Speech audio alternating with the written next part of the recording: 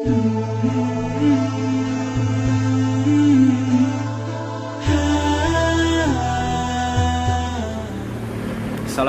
warahmatullahi wabarakatuh. Alhamdulillahirrahmanirrahim. Wassalatu wassalamu ala asrofil anbiya'i wal mursalin wa ala alihi wa sahbihi wasallam ajma'in, amma ba'du. Pertama-tama, perkenalkan, nama saya Rafli Perdana Putra. Saya dari kelas 11 IPS 1. Saya akan menyampaikan kultum yang berjudul toleransi dan menghindarkan diri dari kejahatan. Nah, apa itu toleransi? Toleransi dalam bahasa Arab disebut sebagai tasamuh, di mana maksud dari sikap toleransi ini adalah sikap tenggang rasa, sikap menerima perbedaan, menghargai, atau memberikan kebebasan mengenai pendapat. Nah, di Indonesia sendiri, Indonesia itu merupakan negara kepulauan dan memiliki beraneka ragam suku, bangsa, agama, budaya, dan adat istiadat.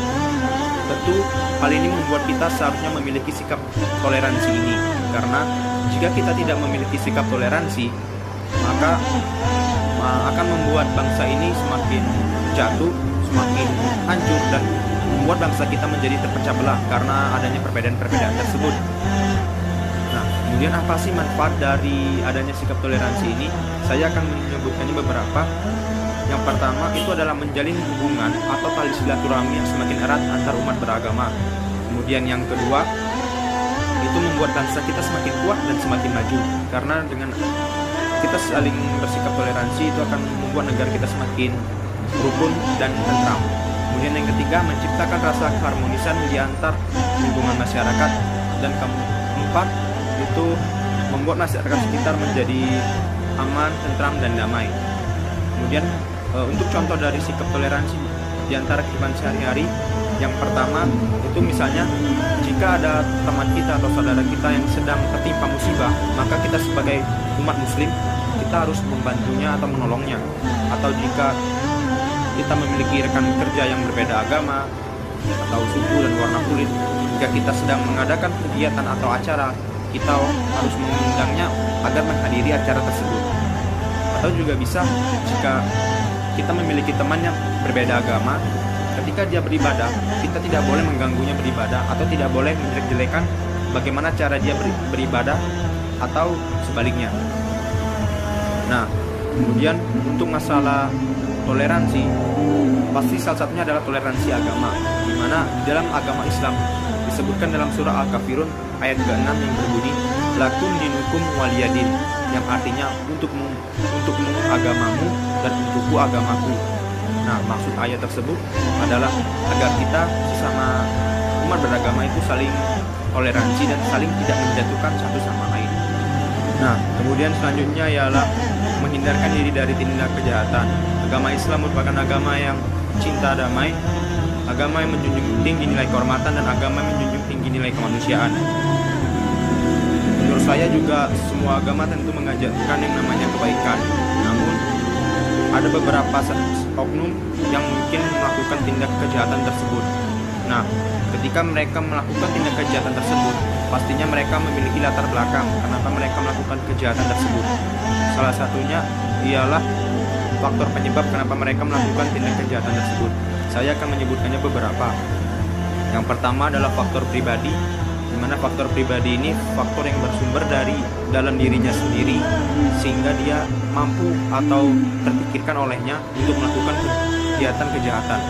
Kemudian ada faktor sosial, di mana faktor sosial ini disebabkan oleh lingkungan sekitarnya atau karena dia terhambat usahanya untuk mencapai suatu tujuan.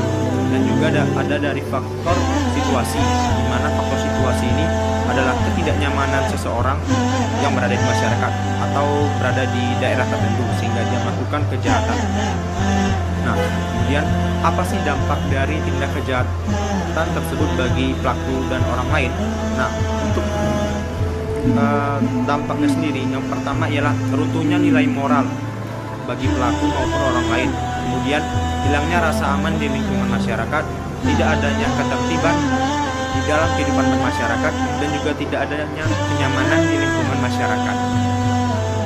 Nah, kemudian ada beberapa hal yang diperoleh jika kita mampu menghindarkan diri dari namanya tindak kejahatan. Yang pertama adalah lingkungan sekitar akan semakin aman, damai dan tentram, kemudian menciptakan keharmonisan di lingkungan sekitar, dan juga membuat rasa aman bagi diri kita sendiri. Nah, ada beberapa cara agar kita mampu menghindari dari namanya perbuatan kejahatan ini. Yang pertama ialah ketika kita bersekolah, kita mampu mengikuti kegiatan ekstrakurikuler sehingga kita memiliki kegiatan. Nah, lalu yang kedua, jika kita setelah pulang sekolah, kita dapat melakukan berbagai aktivitas yang memiliki dampak positif seperti berolahraga, membaca buku, dan lain sebagainya. Kemudian kita mengikuti acara-acara atau kegiatan majelis taklim. Yang keempat, kita dapat mengikuti acara pengajian atau acara kegiatan-kegiatan rohani, sehingga itu akan membangun karakter kita dan akan terhindar dari yang namanya tindak kejahatan. Lalu kita juga mampu atau bisa tidak mengikuti organisasi atau kegiatan yang sifatnya akan menjerumuskan kita ke hal-hal yang negatif. Sekian untuk yang bisa saya sampaikan. Saya mohon maaf apabila ada kekurangan dan kesalahan kata. Akhirul kalam, wassalamualaikum warahmatullahi wabarakatuh.